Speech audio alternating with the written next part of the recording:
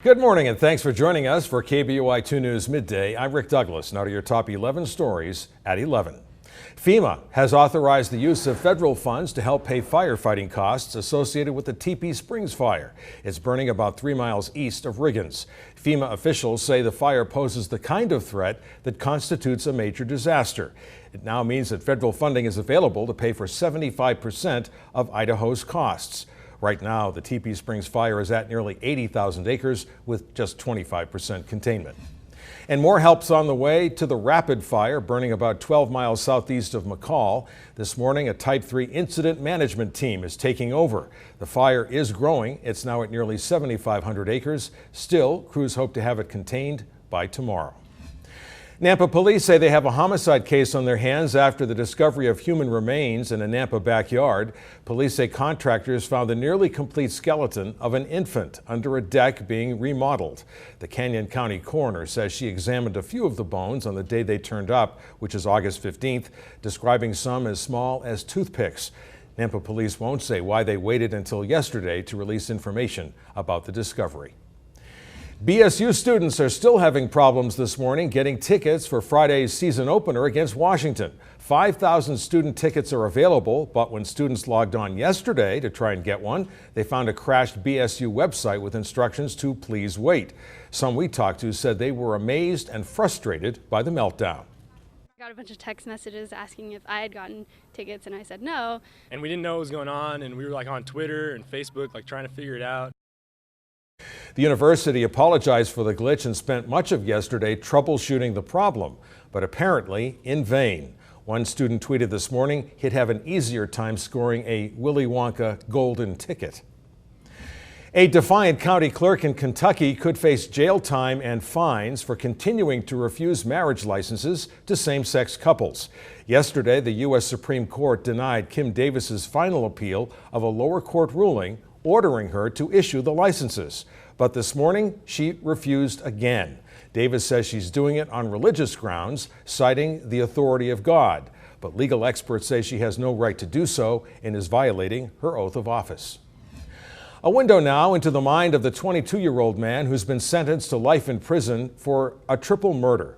Yesterday, Adam Dees spoke publicly about killing members of the Welp family back in March.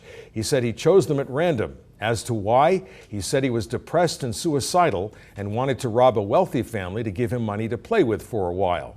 Dees also told detectives he was addicted to violent first-person shooter video games, so it wasn't difficult for him, he says, to kill the Welps. This morning, Idaho Secretary of State Lawrence Denny showed off a new voting system that's under review by his office. New machines are designed to help voters who might have trouble seeing or marking a ballot. You know, before any voting machines can be used in the state of Idaho, we have to certify, that they will do what they say they do, and that they, will count votes and they're correct. And so that's the process we're going through today for a new system that hasn't been certified here in Idaho before.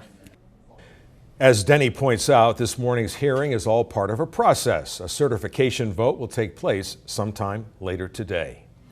Good news at the pump for holiday travelers. AAA says Labor Day gas prices will be the lowest they've been since 2004. Right now, Idaho's average is $2.87 a gallon. That's down a nickel from last week. If crude oil prices continue to fall, pump prices will do so as well. A major monsoon rolled through Phoenix, Arizona last night. High winds shut down the city's busy Sky Harbor Airport for more than an hour, with top wind gusts clocking in at 68 miles an hour. This morning, 50,000 customers are without electricity after trees fell onto power lines. That's down from 70,000. So far, no reports of any deaths, but we're told some buildings are damaged. President Obama is in Anchorage, where this morning he's issuing a challenge on climate change, but his decision to swap the original name of Mount McKinley with its original is getting most of the attention. Shortly on arrival Monday, he used Alaska's spectacular scenery to urge quick action on melting glaciers, rising sea levels, and shrinking fish harvests. On this issue of all issues, there is such a thing as being too late. That moment is almost upon us. As for the dust-up about McKinley, Alaskans always have referred to it by Denali. But in formalizing the name change, the president has angered folks in Ohio, where President McKinley is the favorite son. The White House says it will find another way to honor the 25th president. A cache of Atari game cartridges dug up last year at a New Mexican landfill have fetched more than $100,000. 850 of the games went to bidders on eBay. The city of Alamogordo gets about $65,000 of the take, and a local historical society $16,000. The existence of the games came to light after a dig, prompted by persistent rumors that Atari had buried them due to poor sales 30 years ago.